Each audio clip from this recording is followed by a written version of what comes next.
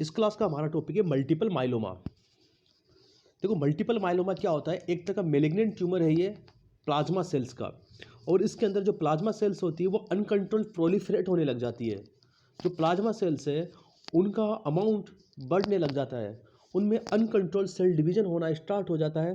और जो plasma cells है इतनी बढ़ जाती है कि वो ब्लड से बोन में इन्वेड कर जाती है, ब्लड से बोन के अंदर चली जाती है, जिसकी वजह से जो बोन है वो डिस्ट्रॉय होना स्टार्ट हो जाती है। बोन का जो कैल्शियम निकल कर ब्लड में आने लगता है, ब्लड में हाइपर कैल्सीमिया हो जाता है, बोन होती है वो वीक हो जाती है।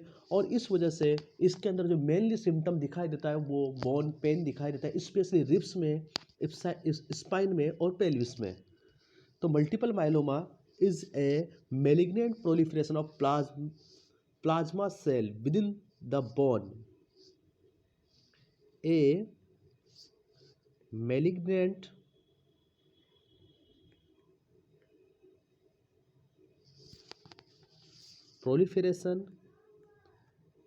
प्रोलिफेरेशन का मतलब सेल डिवीजन होना और अपनी संख्या को बढ़ाना। Proliferation of plasma cell, malignant proliferation of plasma cell within the bone.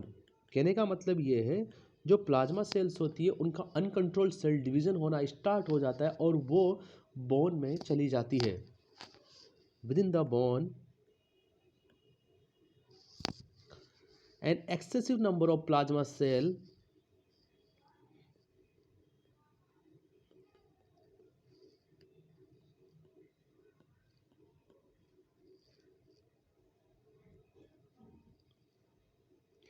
an excessive number of plasma cell invade the bone marrow, invade the bone marrow में चली जाएगी। अब आप लोगों को पता है कि बोन मेरो में क्या होता है, हेमेटोपोइसिस होता है। तो जब प्लाज्मा सेल वहाँ पे चली जाएगी तो हेमेटोपोइसिस क्या हो जाएगा, कम हो जाएगा। एंड अल्टीमेटली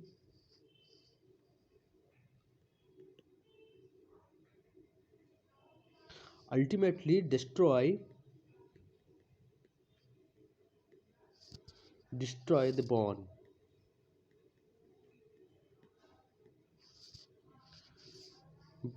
मेन साइन जो होता है इसका, मेन साइन वो है बोन पेन। और स्पेशली कौन सी बोन में पेन दिखाई देता है, देखो रिब्स में बोन पेन होता है, रिब्स के अंदर एंड स्पाइन, मोस्टली ये बोन ज़्यादा अफेक्टेड होती है मल्टीपल माइलोमा से, एंड पेल्विस। देखो एक बार इसकी पूरी फिजियोलॉजी को देखेंगे मल्टीपल माइलोमा की। जैसे कि प्लाज्मा सेल होती है तो प्लाज्मा सेल में क्या होता है, अनकंट्रोल्ड प्रोलिफरेशन होना स्टार्ट हो जाता है। और ये जो प्लाज्मा सेल होती है ये आपके बोन में इन्वेड करना स्टार्ट कर देती है,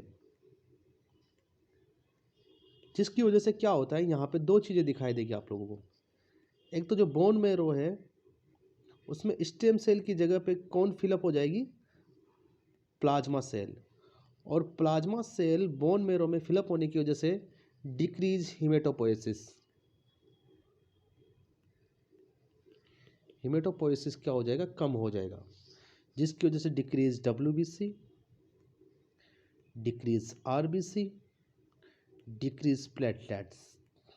ये चीज़ें तो दिखाई देगी। साथ में क्या होगा, जो बोन में प्लाज्मा सेल जाने की वजह से जो बोन का कैल्शियम है, बोन डिस्टर्ब होने लगे, बोन का जो कैल्शियम होगा